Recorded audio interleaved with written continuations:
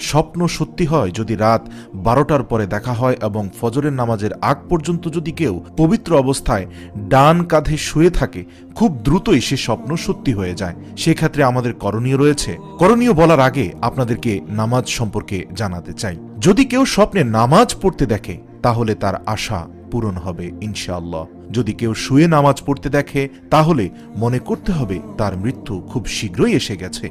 এক্ষেত্রে আল্লাহই ভালো জানেন। যদি কেউ নামাজ বসে পড়তে দেখে তাহলে সে দ্রুতই রোগাক্রান্ত হবে। যদি পশ্চিম দিকে কেউ নামাজ পড়তে দেখে তাহলে ধর্মের দিক দিয়ে সে উদাসীন হয়ে যাবে। পূর্ব দিক দিয়ে কেউ নামাজ পড়তে দেখলে তাহলে তার নিকট খুব দ্রুতই হজ নসিব হবে। যদি নামাজ বড় কোনো জামায়াতের সাথে পড়তে দেখে তাহলে তার নিকট আল্লাহর রহমত অবারিত পড়তে থাকে। যদি কেউ নিজেকে নামাজের ইমামতি করতে দেখে তাহলে জাতীয় নেতৃত্ব লাভ করার সম্ভাবনা রয়েছে, কেননা ইমাম হচ্ছেন নামাজের নেতা। আপনি যদি স্বপ্নে দেখেন